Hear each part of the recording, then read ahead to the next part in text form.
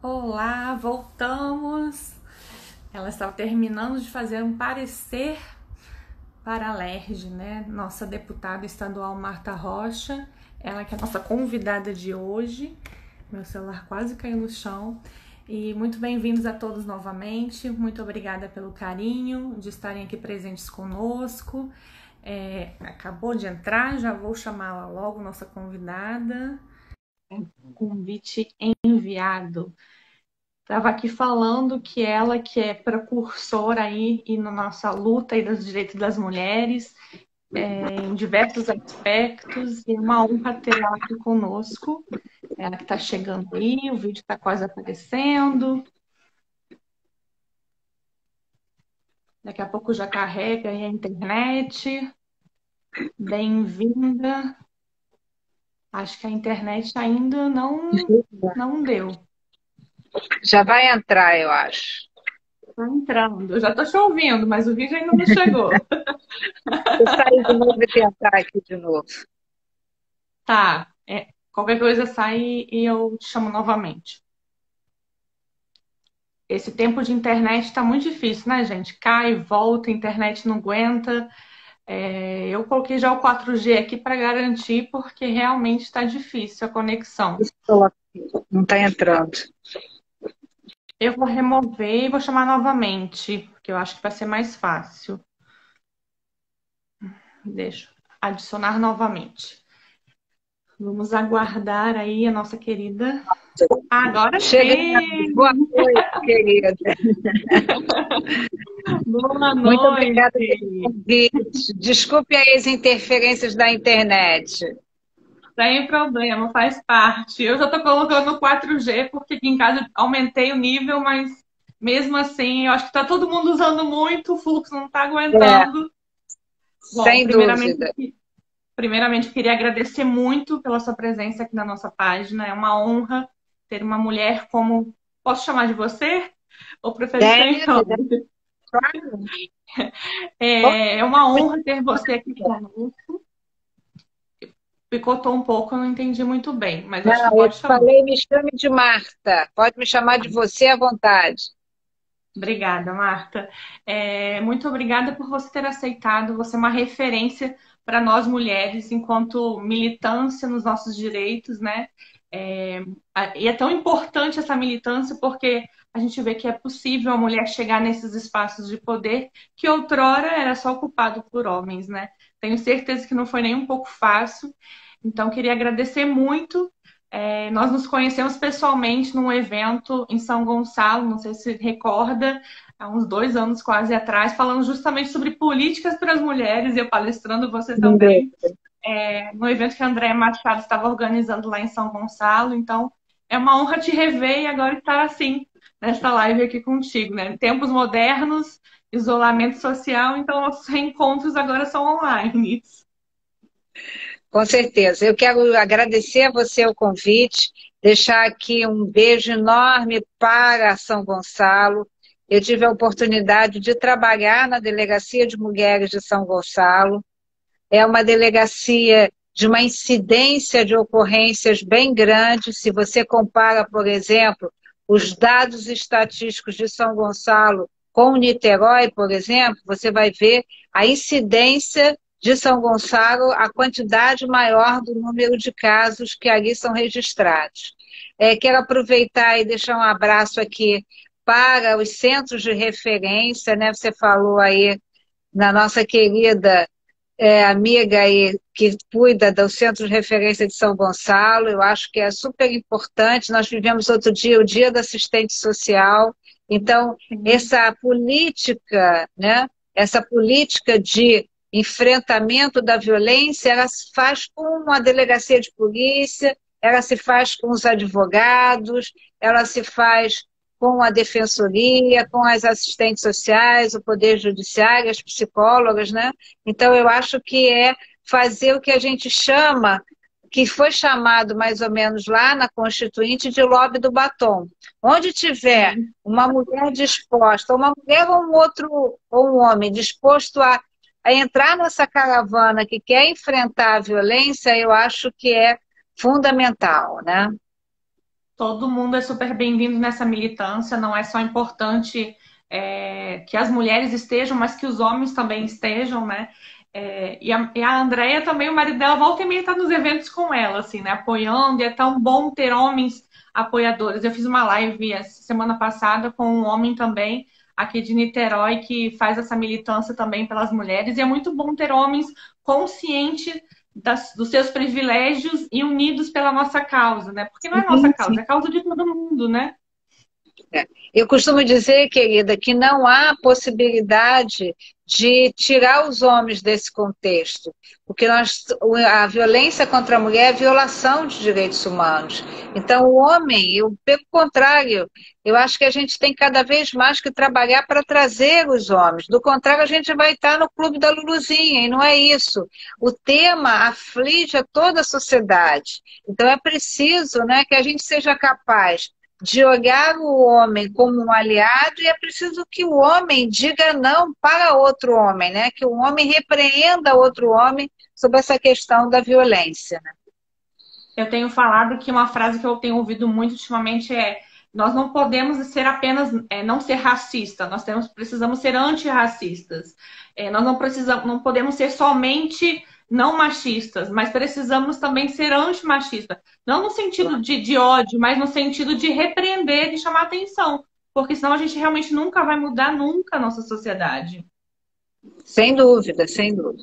E acho que nessa questão, quando a gente vai tratar a questão da violência, não dá também para afastar a questão do gênero, da raça e da etnia, que a gente sabe que essas questões, elas passam pelas políticas públicas de forma transversal. Então, acho importante que a gente esteja nesse contexto.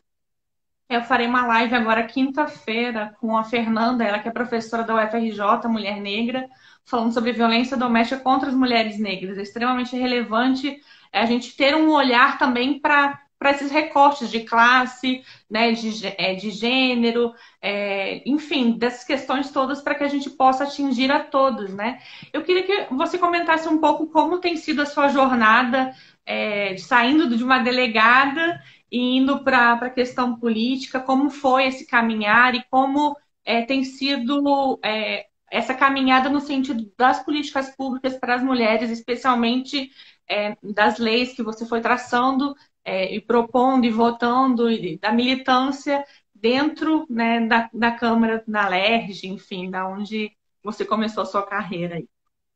Bom, eu queria te dizer, né, primeiro eu queria me permitir voltar no tempo e dizer que eu chego na Polícia Civil em 1983. E eu chego num momento muito interessante, porque o Brasil estava passando por um processo de redemocratização. Então, quando eu chego na Polícia Civil, eu e tantas outras mulheres, que foi a primeira vez que teve uma presença maciça de mulheres na Polícia Civil, nós chegamos na polícia e enfrentamos todas aquelas dificuldades naturais de ser policial, né? Não, se não é fácil para um homem não ter um espaço para ele descansar, para uma mulher isso era muito mais grave, né? E eu sempre conto a história do banheiro, que é uma história que não é apenas uma história minha, mas é a história de tantas outras mulheres da minha geração. Porque simplesmente não havia banheiro nas delegacias para as mulheres, porque não havia mulheres, e todas nós, de alguma maneira, tivemos que negociar esse banheiro e organizar o banheiro, né? Não bastava assim dizer, olha, eu preciso de um banheiro. E ainda, além de ganhar a necessidade de um banheiro, organizar. Porque, na verdade, tanto na questão da violência contra a mulher, quanto na questão do racismo, ou quanto nas questões, né, de homofobia, é tudo muito sutil. Você quer um banheiro? Tudo bem, você vai ter o seu banheiro, mas você que tem que cuidar do banheiro. Então, você que vai mandar consertar a porta, a torneira, botar um vaso, um espelho, né? Então, todas essas coisas que não quis ser polícia, então vai lá e faz igual a homem. E foi nesse contexto que foi criada em 86, na primeira administração do governo Leonel Brizola, a primeira delegacia de mulheres no Rio de Janeiro, que foi na cidade do Rio, depois foi em Niterói e Nova Iguaçu. São Gonçalo demorou um bocado, São Gonçalo levou aí uns 10 anos entre foi já na gestão do Marcelo Alencar, então foi por aí mais de 10 anos depois, né? E nesse contexto, eu faço prova para delegado de polícia. E aí começa tudo novamente. Eu sou da primeira leva de mulheres delegadas, e assim essa vida. E foi dentro da delegacia que eu aprendi duas coisas. A primeira é que a polícia te mostra a vida do jeito que ela é. Então, foi ali que eu recebi uma mãe desesperada à procura do filho, foi ali que eu tive que noticiar um pai que seu filho estava preso, a uma mãe que seu filho tinha sido morto. Então, na verdade, a polícia te mostra a vida do jeito que ela é. E no segundo momento, eu conheci a violência contra a mulher. E foi trabalhando e entendendo que essa é uma violência silenciosa, que não fazia parte das estatísticas, que eu fui me tornando uma mulher feminista. Então, assim, foi essa desigualdade, foi essa diferença, e foi a necessidade de exercer bem a minha função que foi me mostrando um mundo que era desigual e que, portanto, cabia a mim também, né, enfrentar esse mundo desigual. E eu quero também te dizer que as dificuldades que você vê nas mulheres no exercício da sua função, da sua profissão, né? Eu não tive filhos, eu não me casei. E eu sempre faço questão de dizer isso, que eu tinha assim, uma retaguarda da minha mãe muito boa, né? Eu não tinha preocupações domésticas. Eu saí de casa com 35 anos porque era muito confortável morar na minha casa com meu pai e com a minha mãe, sem nenhuma preocupação, né? Os meus amigos diziam que eu era um objeto, uma espécie de extinção.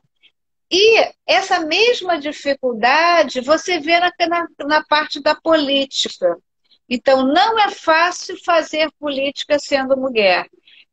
Qualquer candidato tem como sua fiel aliada a sua mulher, a sua mãe, a sua irmã. A mulher que é candidata, ela não vai sair na rua para pedir voto sem antes, se ela é mãe, deixar tudo dos seus filhos organizados, né? Estudar com seu filho, organizar as coisas do seu filho, deixar o almoço pronto lá. Então, assim, não é fácil fazer política. É por isso que, no primeiro momento, sem dúvida, é por isso que, num primeiro momento, as mulheres lutaram pelo espaço de 30% para concorrer, e hoje já está no Senado Federal a discussão de que é preciso que você estabeleça uma cota mínima para que essas mulheres possam ser eleitas. E aí, nessa trajetória, eu quero te dizer que eu virei chefe de polícia, e aí eu fortaleci as delegacias de mulheres, fortaleci os núcleos especiais de atendimento à mulher, onde não podia ter delegacia. Eu dizia que o meu grande sonho era, em qualquer lugar do estado, uma mulher ser bem atendida, e fortaleci muito, né, o enfrentamento da violência, da intolerância religiosa e das questões da LGBT. Então, hoje eu posso te dizer que foi na minha gestão que eu criei o título de homofobia. Então, hoje, você pode saber se aquele homicídio teve como motivação a homofobia ou não. Quando eu chego na Assembleia Legislativa, e eu quero te dizer que eu concorri a deputada estadual 2 vezes e não fui eleita, eu só fui eleita na 3ª vez. E aí, por que eu faço questão de dizer isso? Porque quando você olha para cada uma de nós, para você, para mim, né, e para tantas outras mulheres, é tudo um pouco Alice no País das Maravilhas, né? Olha que coisa maravilhosa, ela foi chefe de polícia, ela agora é deputada no 2º mandato, mas essa trajetória não é uma trajetória de sucesso em tempo inteiro. É muito trabalho, né? Muita motivação, muita inspiração, muito compromisso, mas também muitas lágrimas também, mas também muitos desafios e muitas decepções, né?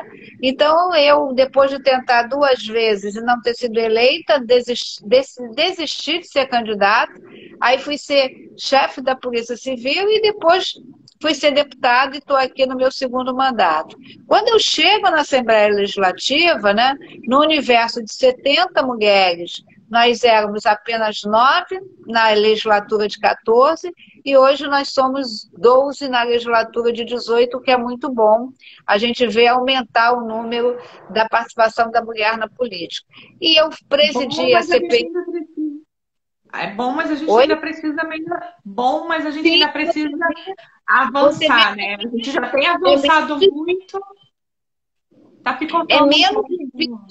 Não, o que eu quero te dizer é que é menos de 20%. Se você considerar que são 70 e que 20% são 14, é menos de 20%, né? Entendeu? Então, eu acho que... Desculpa, Oi? eu sou pesquisadora na UFRJ e aí eu estava lendo sobre alguns julgados na Comissão Interamericana de Direitos Humanos. E lá, se não me engano, era no Chile, que tinha uma lei que garantia não apenas 30%, não apenas na votação de mulheres, né, se candidatando, mas 30% de assentos nas câmaras legislativas, né? E isso faz muita diferença. E aí a discussão na comissão era porque um cargo a menos tinha sido ocupado. E aí isso seria ilegal e inconstitucional. E a comissão deu parecer no sentido de que, de fato, deveria manter a lei de 30% dos efetivos nas cadeiras, né? A gente ainda tem que avançar para esse patamar aqui no Brasil. Sim, sim. E aí eu acho, né, esse exemplo do Chile que você deu foi fantástico. Por quê? Porque lá a gente tem a Michelle Bachelet, que foi por 2 vezes presidente, que hoje ocupa uma cadeira na Organização das Nações Unidas. E Michelle, porque eu acho que é essa a diferença. Uma mulher bem-sucedida, ela não pode errar. Primeiro, até ela chegar a ser bem-sucedida, ela não pode errar, porque o erro dela cai sobre o ombro de todas as mulheres. Essa é a diferença. Se um homem errar, aquele erro vai ficar resumido a atuação daquele homem. Se uma mulher erra, é porque ela é mulher. Então, o peso desse fardo, né, é muito grande. E esse fardo, a mulher, mesmo não querendo, ela socializa com as outras mulheres, porque não é o erro da Marta, é o erro de uma mulher. Né? E, em sentido contrário, nós que conseguimos, né, você, eu e tantas outras mulheres, que conseguimos romper barreiras, né? Buscar aí uma referência profissional, ter uma atividade política, conseguir organizar a nossa vida pessoal, né, a nossa vida familiar. Nós temos obrigação que a nossa trajetória seja, né, uma abertura de caminhos para outras mulheres que vêm atrás da gente, né? Então, assim, eu me lembro bem que quando eu fiz 6 concursos da Polícia Civil, quando fui chefe da Polícia Civil. E havia muitas mulheres que faziam concurso. E muitas delas verbalizavam para mim, doutora, eu quero ser delegada por sua causa, porque a senhora mostrou que a gente pode crescer na profissão. Então, eu acho que é essa a grande diferença, né? Então, sem dúvida nenhuma, por isso que você também tem que eleger mulheres. Quando você fala aí da participação da mulher na política, né? Você tem que eleger mulheres exatamente por isso, para que as mulheres possam abrir caminhos para outras mulheres e possam entender as necessidades das mulheres, né? Porque não adianta nada a gente ter leis feitas por homens para as mulheres. Não adianta nada, não. Adianta um pouco, né? Mas a pessoa que é mulher, né, e que especialmente, por exemplo, de alguma forma vivenciou tem intimidade com o tema, por exemplo, aqui do nosso tema para live, de violência doméstica, você acaba tendo uma sensibilidade, uma eficácia muito maior na lei, porque ela consegue pensar no que a mulher realmente precisa. O que é muito difícil o homem conjecturar, porque está muito longe da realidade dele, né? Como é que você conseguiu transformar essa militância e entendimento todo dessa questão para colocar nos projetos de lei e efetivar garantias públicas para as mulheres? Eu quero te dizer que eu acho que a gente consegue, porque a gente a gente conhece o que as mulheres precisam, né? A minha passagem pela Polícia Civil me fez perceber, por exemplo, que no estado do Rio de Janeiro são 92 municípios e apenas 38 têm algum tipo de equipamento de atenção à mulher, de fortalecimento da cidadania feminina. Seja um centro de referência, seja a OAB Mulher, seja o Poder Judiciário, seja o Ministério Público, seja uma delegacia de polícia, um segmento da igreja, um abrigo, uma casa de passagem. Então, isso faz com que você esteja atento. Então, você tem que fazer ações para fortalecer isso.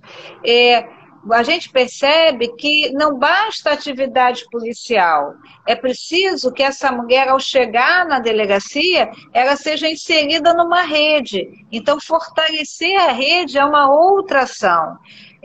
Hoje, a Lei Maria da Penha, ela te dá a medida protetiva, sem dúvida nenhuma. Mas a medida protetiva de afastamento do lar, é preciso que essa mulher também possa ter um lugar para ir. E não necessariamente ter que ficar num abrigo, porque quando você vai para um abrigo, você rompe todos os laços pessoais que você possa ter. As pessoas não podem saber onde você está, as pessoas não podem estar com você, né? Então, eu acho que isso é muito doloroso. Então, ter, por exemplo, o aluguel social para uma mulher vítima de violência é muito importante, né? Se você tem para uma mulher que perdeu a sua casa numa enchente, por que não para uma mulher que tem que sair de casa? Permitir que essa mulher, que é vítima de violência, possa ter uma cota uma cota de que ela tenha prioridade na concessão de vagas para o trabalho das empresas terceirizadas do governo, isso é também uma ferramenta. Então, essas são algumas das ações que a gente desenvolveu, né, para permitir com que as mulheres tivessem o fortalecimento da cidadania, entendendo que a mulher, a ir à delegacia é o primeiro passo, mas não é o último passo. Há que, sobretudo, inserir essa mulher nessa rede de proteção. Eu lembro que quando a gente se encontrou 2 anos atrás, a gente falando sobre políticas públicas, e eu fiz várias propostas, né, de políticas públicas para as mulheres, para a gente pensar enquanto rede o que a gente pode melhorar. E eu fico muito feliz porque, primeiro, porque o projeto em relação ao aluguel social já foi, né, já foi votado pela LERJ. Esperamos que o governador aí sancione do Rio de Janeiro. São Paulo sancionou recentemente. É uma política extremamente necessária, porque a mulher normalmente já está sofrendo com violência patrimonial aos montes. Então, é extremamente relevante essa política pública. Outra felicidade assim, que eu me recordo muito dessa palestra em especial foi a questão da Patrulha Maria da Penha também, né? É uma política maravilhosa que a gente já vinha lutando há muitos anos e ter ela efetivada é fantástico. Não, você está coberta de razão e eu quero aqui aplaudir a iniciativa do comandante-geral, do secretário da Polícia Militar, Coronel Figueiredo, porque ele estabeleceu que em todos os batalhões haverá uma patrulha Maria da Penha. Então, minimamente, a gente vai garantir um acompanhamento das mulheres que recebem medida protetiva de afastamento do lar. Porque acontece isso também, né? Na vida real, o homem é afastado pelo oficial de justiça, muitas vezes ele fica 10 dias fora e ele acha que já deu, já está bom, o juiz já esqueceu, não precisa mais, ele vai fazer as pazes com a esposa, né? Então é bom que tenha a Patrulha Maria da Penha para que essas mulheres em situação preocupante de risco, né, de risco iminente, essas mulheres possam acionar a Polícia Militar para ter o pronto atendimento e evitar a continuidade da violência. O pessoal está aqui falando que demora. Eu tive várias reclamações no sentido do atendimento do 190. Aqui ninguém está falando, gente, que é tudo perfeito, né? E aí eu tenho falado muito com a delegada Juliana Meri, que ela vai estar numa live também com a gente semana que vem, E maus policiais, infelizmente, tem, né? Tem mau profissional em toda a profissão, né? Bons e maus pastores, bons e maus advogados, bons e maus deputados, bons e maus prefeitos, e assim policial, e assim delegado. Então, a gente precisa ligar para corregedorias, né? Falando o nome da pessoa, para que isso possa ser revisto, né? Para que isso possa ser modificado, para que isso possa ser acelerado, né? Ainda nós temos uma viatura por batalhão, mas, por exemplo, o batalhão aqui de Niterói, onde eu moro, serve Niterói e Maricá, a mesma patrulha. Então, a gente precisa de mais patrulhas, mas então a gente já saiu do nível zero para uma. Então, a gente agora precisa melhorar e assim a gente vai avançando, né? As coisas, infelizmente, não acontecem assim de uma hora para outra. Eu quero te dizer que não existe mundo perfeito e que a cada conquista a gente recebe com felicidade o fruto daquela conquista, mas a nossa caminhada não encerra aí. Pelo contrário, a gente tem que dar mais um passo à frente e buscar cada vez mais aperfeiçoar. E aí eu quero também me solidarizar à tua fala para dizer assim, toda vez que alguém identificar um desvio de conduta, um mau atendimento, é importantíssimo que utilize as redes que existem de interlocução com a sociedade. Ah, eu não quero ir na corregedoria, mas eu posso passar um e-mail para o chefe da Polícia Civil. Basta entrar lá na página da Polícia Civil que está lá, fale conosco.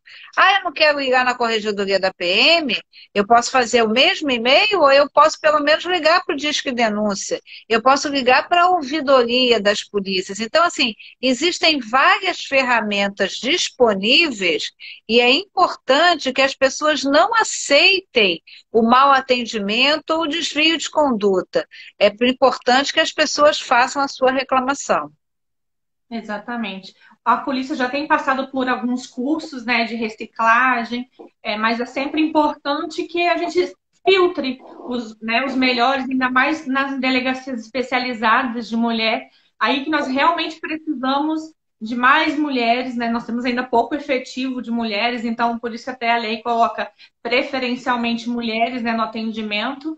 Já tenho visto um aumento significativo das mulheres nas delegacias especializadas, mas é importante que sejam atendimentos humanizados, né? E, enfim, a gente ainda continua avançando. E eu até queria falar que a gente não continua só avançando, mas como a gente também vai se segurando para não retroceder. Porque algumas coisas a gente vai vendo que a gente avança e tem pessoas sempre querendo voltar para trás para que a gente não avance mais do que retroceda. Então, a nossa luta sempre é do direito feminino, principalmente nos direitos das mulheres, a gente é para avançar, manter o que avançou e avançar mais. Você sabe que essa tua colocação me lembra uma grande discussão que se tinha, que era a criação das delegacias de mulheres por decreto. E houve um momento em que o chefe da Polícia Civil entendeu por acabar com as DEANs, porque ele entendia que não havia necessidade de uma delegacia especializada. E foi o movimento feminista que foi solidário às delegadas que impediu que isso acontecesse. Então, hoje, a luta que se estabeleceu a partir desse episódio foi o quê? Que as delegacias sejam criadas por lei. Porque o processo legislativo para revogar uma lei, você vai ter que submeter ao poder legislativo. E ao submeter ao poder legislativo, é natural que a sociedade faça a sua pressão. E aí vai ter o diálogo sobre esse tema. Ao contrário do decreto, que numa canetada, sem consultar ninguém, né? No alto da sua atribuição, o governador do estado pode dar uma canetada e excluir essa delegacia, né? Então, é o que você falou, é uma vigilância constante para que a gente não permita que a gente possa retroceder, né?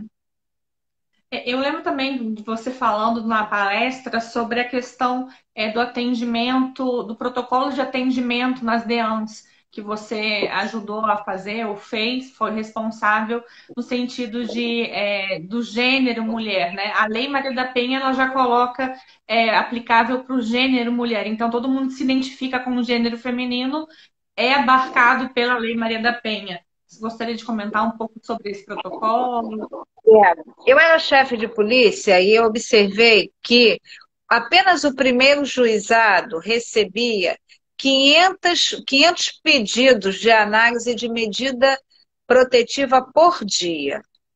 Então, o juiz, ele só vai poder decidir de acordo com aquilo que é encaminhado para ele. É mais ou menos, né? Você é advogada, você sabe, só é conhecido pelo Poder Judiciário aquilo que está nos autos. Se não está nos autos, não existe no mundo da análise do Poder Judiciário. Então, eu criei um protocolo para permitir, para estabelecer exatamente, né, um atendimento, uma orientação para atender as mulheres que buscavam a medida protetiva. Porque, às vezes, a mulher, naquele momento, ela não está ela não está machucada, ela apanhou, mas ela não foi à delegacia, ela foi 2 dias depois. Naquele momento ela foi ameaçada, mas há registros anteriores. Se não houver, pode ter um boletim de atendimento médico, pode ter uma testemunha, uma amiga que testemunhou que ela estava profundamente machucada. Se ela estiver profundamente machucada, pedir autorização à mulher para que ela seja fotografada, para que aquela foto chegue imediatamente com pedido, porque o laudo ela vai fazer quando sair da delegacia e o laudo não é dado imediatamente. O perito também precisa ali de algumas horas, né? E tem uma dinâmica administrativa, o perito faz o laudo, aí também tem que ter a chancela do diretor, aí depois vai para a delegacia, da delegacia vai para o juiz. Então tem uma rotina processual aí. Então, se eu tenho uma mulher profundamente machucada, e se ela me autoriza a tirar a foto, por que não tirar a foto, né? Se eu tenho outros incidentes, se eu sei que esse homem não me bateu antes, mas já bateu na outra mulher com quem ele foi casado, então, na verdade, eu criei uma rotina para fazer o quê? Para que quando a medida protetiva chegasse na mão do juiz, o juiz pudesse ter todos os elementos necessários para fazer a sua decisão.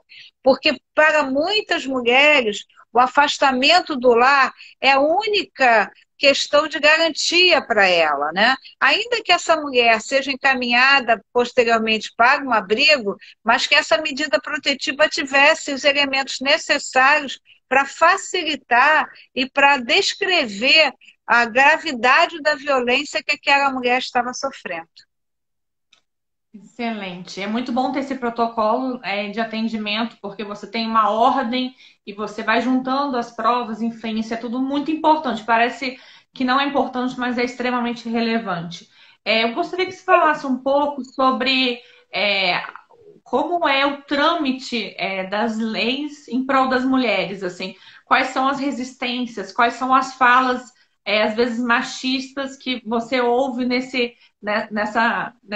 carreira política que precisam ser ultrapassadas e vencidas, né? Eu tenho visto algumas frases machistas, assim, já ouvido algumas pessoas, né, da área política. Imagino que você tenha deparado durante o julgamento, né, de questões e algumas outras questões muito difíceis. Eu queria que você falasse um pouco para a gente ir desconstruindo essas falas e mostrando a importância que é pensarmos em políticas para as mulheres, que é pensarmos em leis para as mulheres, que é pensarmos em mulheres nos espaços de poder, né? De tomada de decisão. Não apenas por representatividade, mas também por significados para as próprias mulheres, como para toda a sociedade, né? Em todos os aspectos. Não, eu acho que o que você está falando é muito importante, né? Eu acho que a política você faz com diálogo, você não faz com fígado. Mas a política também é um aprendizado. Seja para você que está aprendendo, ou seja para você que faz o gesto de esclarecer para o outro, né, que aquele projeto é um projeto importante, né? Eu acho que é fundamental é que a gente conheça verdadeiramente aquilo que a gente está falando, né? Então eu acho que a maneira que você desconstrói todos esses entendimentos é quando você consegue você consegue, na verdade, demonstrar o seu conhecimento sobre aquilo que você está falando, né? E eu não tenho a menor dúvida que na sua trajetória você trabalhou mais do que um homem que trabalhou do seu lado. Eu não tenho a menor dúvida, tá? De que na sua trajetória você procurou se qualificar mais.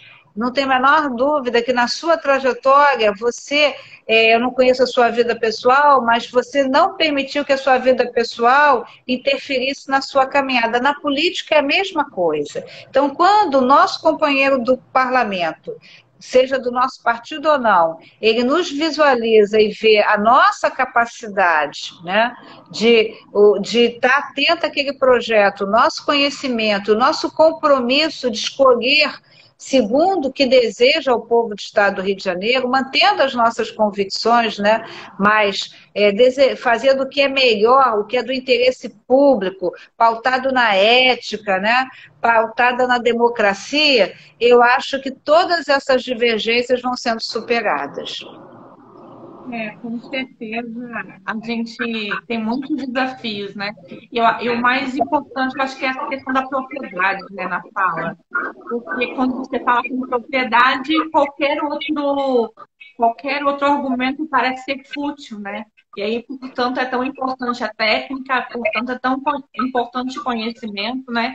Eu vivi a violência doméstica, então eu sei tanto no sentido de vivência, como no sentido de conhecimento científico, porque também é advogada e pesquisadora e outras coisas mais.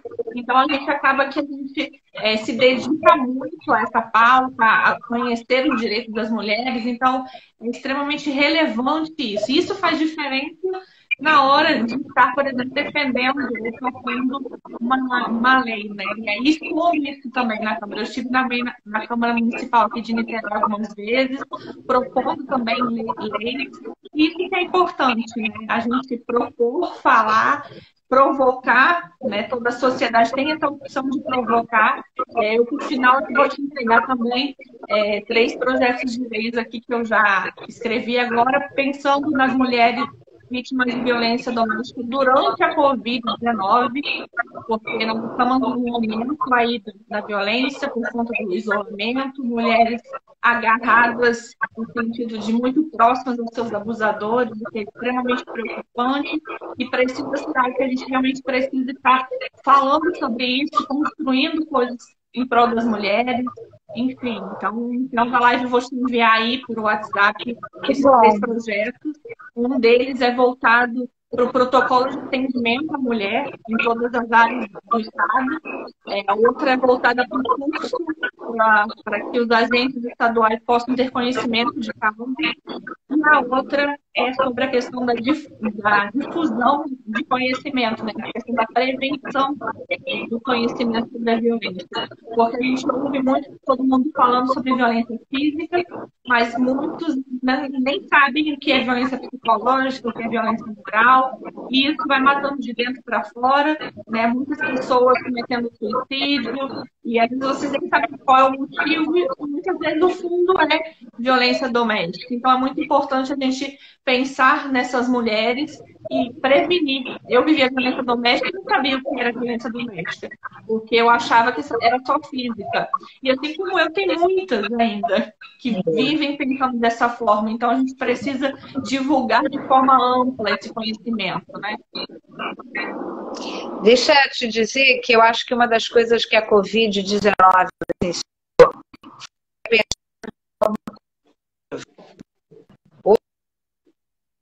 Seu vídeo está travando e seu áudio também, Marta.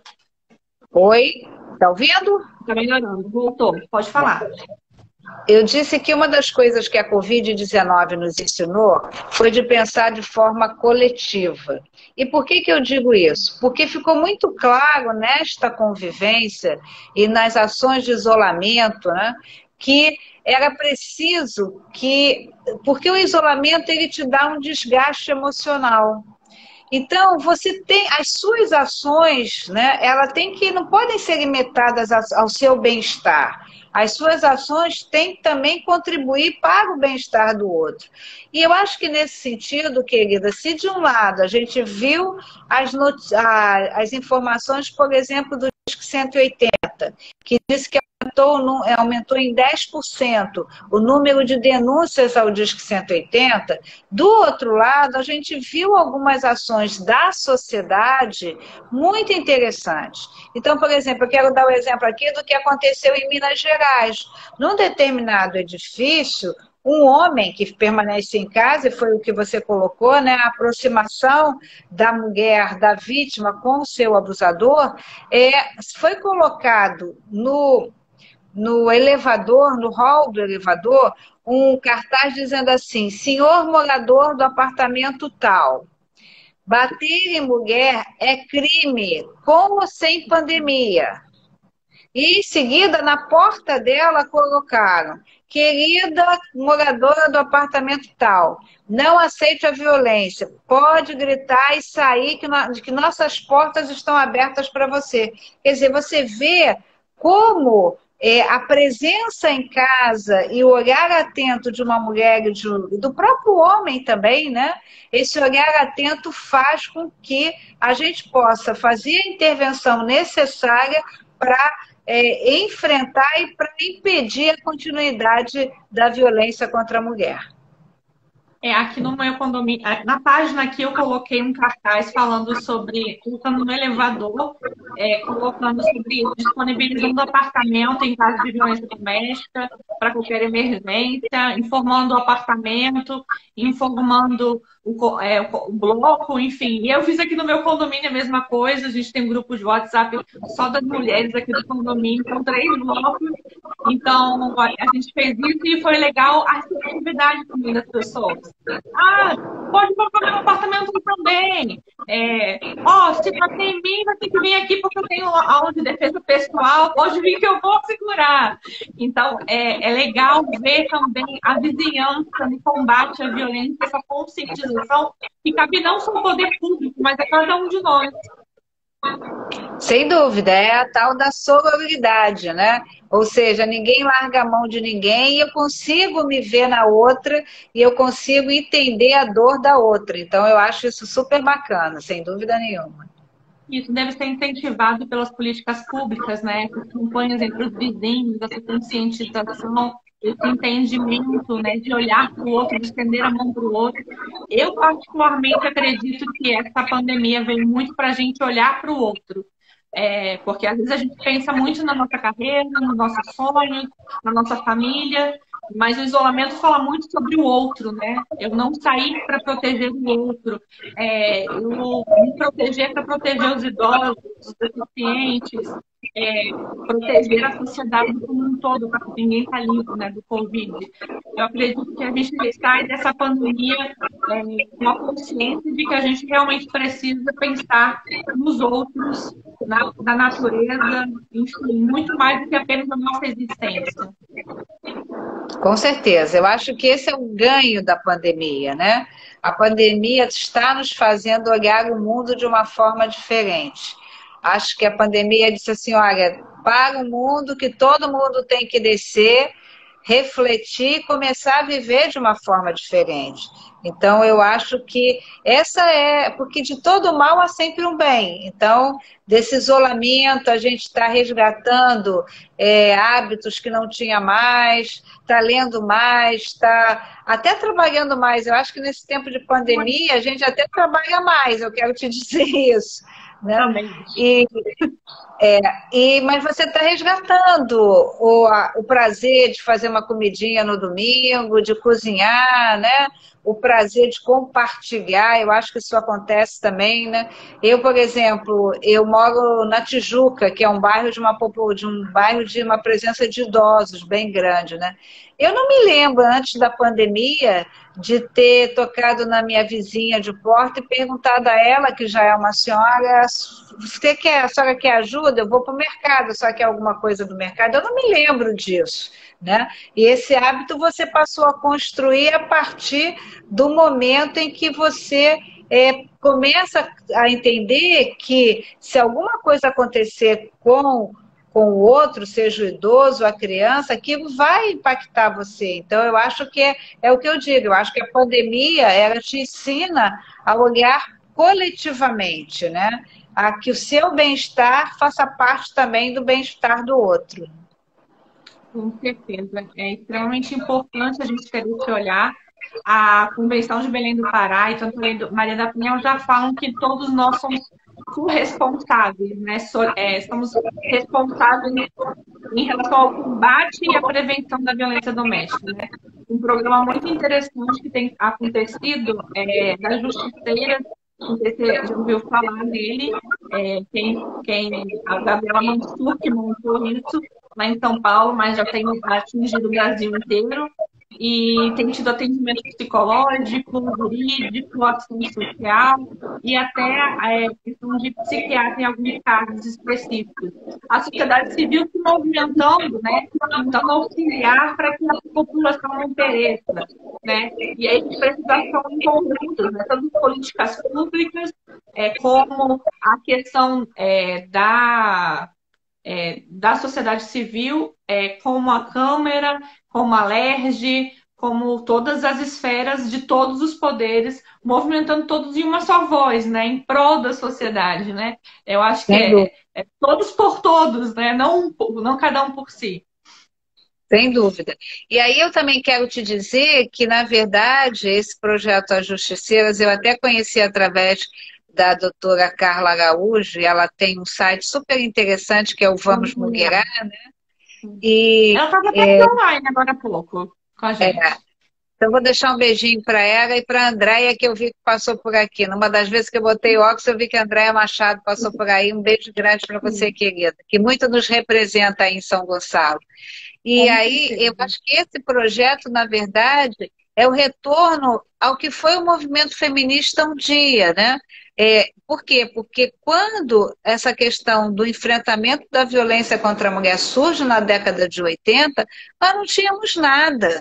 Nós não tínhamos delegacia, nós não tínhamos centro de referência. O que nós tínhamos eram mulheres sensíveis e atentas, né, em defesa de outras mulheres. Então, o SOS Mulher era mais ou menos isso. Era um grupo de voluntário de mulheres para acolher outras mulheres. Então, eu acho que, e quero te dizer, querida, que o legislativo, ele é o reflexo da sociedade. Ninguém senta naquela cadeira porque tomou aquela cadeira de assalto. Alguém tem autorização através do voto para sentar naquela cadeira. Então, se o legislativo é imperfeito, imperfeita é também a sociedade, né? Então, eu acho que é importante que a sociedade nunca abra mão de fazer exatamente o que você está falando, que é a condução social dos problemas, ou seja, quem tem que dar o tom do que precisa, porque a lei ela vem sempre muito depois do fato social. Eu não tenho bola de cristal para prever. Então, surge o fato social, você consolida aquele fato social, aí é que vem o remédio legislativo. Né? É um curativo, né? Depois da ferida está sangrando.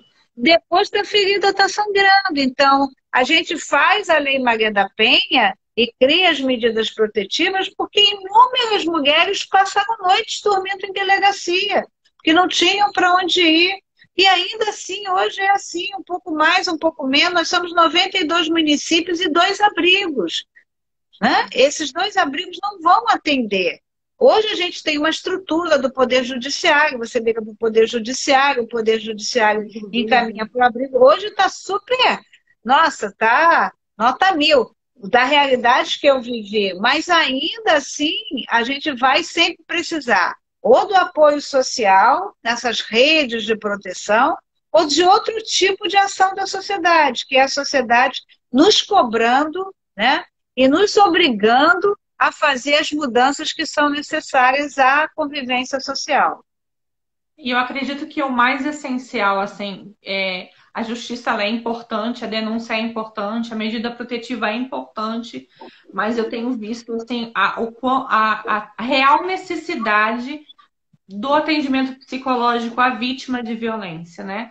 é extremamente relevante, é uma das questões que eu coloquei no projeto de lei, que eu já inclusive mandei para o seu WhatsApp pessoal, é esse atendimento do psicólogo, porque é extremamente importante que nós tenhamos atendimento a essas mulheres, porque tem toda a questão da dependência emocional, tem toda a questão de diversos fatores que levam ela a voltar, manter no ciclo do relacionamento abusivo e não romper e viver uma vida plena, uma vida saudável, uma vida alegre, com paz, né? Isso é extremamente relevante e importante, né?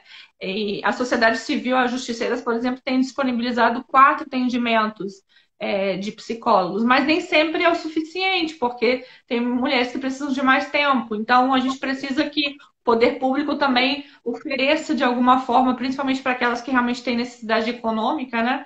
Esse atendimento para essas mulheres que estão extremamente acabadas, sem força, precisando realmente de um auxílio psicossocial, vamos dizer assim, do poder público.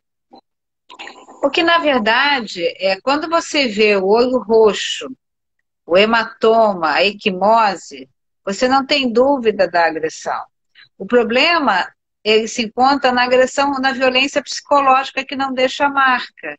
Na violência moral, e ela está inserida em todo ato de violência, porque ele te bate, mas ele te ofende, ele te xinga, ele faz questão de dizer que se não fosse casada com você, se você não fosse casada com ele, você estaria perdida, né? A beleza é sempre da outra mulher, né? Então as mulheres chegam à delegacia completamente fragilizadas da sua autoestima, né?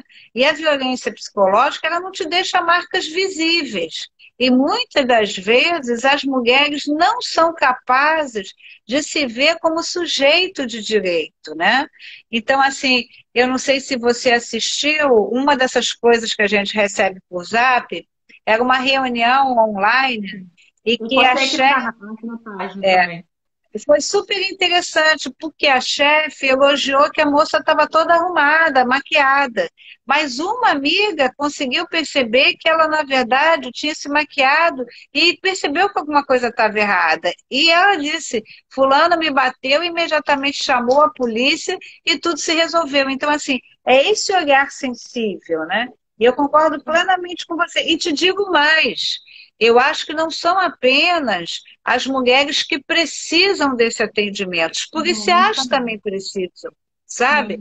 Eu acho que tem que ter, e a gente trabalhava nesse sentido, à medida que você vai fazendo a qualificação, a requalificação, o aperfeiçoamento dos policiais, olhar um pouco para esse policial, né? Para que ele entenda, por exemplo, que as histórias são muito semelhantes, mas os personagens são diferentes. Então você tem que dar uma escuta diferenciada e especial para cada pessoa. Para aquele policial que acabou de sair de um tiroteio, né, em que assistiu que um companheiro foi ferido e está entre a vida e a morte, e no dia seguinte ele vai ter que voltar, seja a delegacia ou batalhão, e dar continuidade à sua atividade. Então, eu acho que você tem que... Porque polícia é serviço essencial. Então, está todo mundo em casa no Natal, Carnaval, Ano Novo, e o policial está lá trabalhando. Então, eu acho assim, essa questão do atendimento psicológico é fundamental. Fundamental para as mulheres poderem se entender como sujeito de direito. Sem dúvida nenhuma, o atendimento acolhedor é muito mais fácil, muito mais leve, né? Muito mais tranquilo, porque é muito difícil, né? Eu lembro quando eu cheguei na delegacia, eu cheguei arrasada, chorando, perdida, literalmente sem ter para onde ir, porque minha família é de Curitiba, não é daqui. Enfim, então eu não tinha nem para onde ir. E ao mesmo tempo eu precisava fazer o registro de ocorrência, né? E eu lembro que a fala do inspetor que me atendeu foi: Ah, é briga marido de mulher, daqui a pouco vocês se resolvem. Essa é uma fala que não pode ser falada, essa é uma fala que não pode ser feita. essas são falas que precisam ser corrigidas, né? E é claro que eu, por exemplo, eu atendo muitas mulheres aqui na página que pedem auxílio, ajuda, e em outros lugares também, de violência doméstica. E, e é claro que eu preciso também de atendimento psicológico, porque é difícil você trabalhar com esse tema todos os dias e não cuidar de si mesmo, porque se eu não consigo me cuidar, como é que eu vou cuidar dos outros, né? E é muito importante que a polícia também tenha esse canal de escuta, de atendimento, de acolhimento aos próprios policiais, né? Que agora também estão extremamente expostos, né, em relação ao Covid, estão na linha de frente, muitos policiais já contaminados pelo Covid. Eu estive na DEAN agora recentemente e a inspetora estava até falando sobre isso. Então é muito difícil, a gente precisa pensar neles também, né? Nessa rede, no cuidado da rede, né? Porque nós fazemos parte da rede de acolhimento, mas nós também precisamos de atendimento para poder continuar apoiando, continuar sustentando, continuar abençoando a vida das mulheres, né? E libertando essas mulheres. É extremamente importante. Nosso tempo está praticamente acabando, faltam 5 minutos. Eu queria te pedir, porque eu estou sendo chamada para. Eu preciso dar agora um voto, então eu queria pedir desculpas, mas eu preciso deixar aqui meu beijo, tá? Pedir mil desculpas. Agradeço. Está tendo uma votação muito importante que eu não posso deixar de voltar lá para fazer, tá bom? Gente, muitíssimo obrigada. Obrigada pelo convite, tá? E que a gente esteja juntos todos os dias aí em defesa das mulheres. Obrigada, um beijo para todo mundo. Muitíssimo obrigada. Tchau, desculpe. Sim. Aí. Sem problema, já estava acabando mesmo, sem problema. Um beijo grande. Obrigada, querida. Beijo, tchau. Beijo, tchau. Gente, queria agradecer aí o carinho de todas vocês. Não sei se ficou alguma dúvida. Eu queria agradecer a presença de todos vocês aí e dizer que a luta continua e é importante a gente pensar. Nós estamos em ano eleitoral e nós precisamos pensar em mulheres que possam construir políticas públicas para as mulheres, que possam fazer projetos de leis para as mulheres. Nós necessitamos de que mais mulheres alcancem esses espaços para que a gente tenha coisas pensadas para as mulheres, né? Enquanto a gente tiver só homens pensando na gente, a gente ainda vai deixar de caminhar tão rápido como nós poderíamos, né? Quero aqui finalizar essa live e agradecer o carinho de todos vocês. Todos vocês são sensacionais. Juntos nós vamos vencer. E qualquer coisa, quem precisar, pode me chamar. Eu vou deixar salvo. Estavam perguntando aqui se eu vou salvar. Eu vou salvar aqui no IGTV. Vou postar também no Facebook e no YouTube do nosso canal aqui da superação da violência doméstica. Então, muito obrigados a todos por estarem aqui. Obrigado pela audiência. Foi uma excelente live, realmente. Marta Rocha é um ícone, né? E cumprindo com seu dever legislativo, saiu aqui da nossa live, mas é isso mesmo. É muito gratificante. Eu já mandei para ela os 3 projetos de leis que eu citei. Vamos esperar aí novidades e ver como a gente pode avançar nos direitos para as mulheres. Um beijo grande para todos.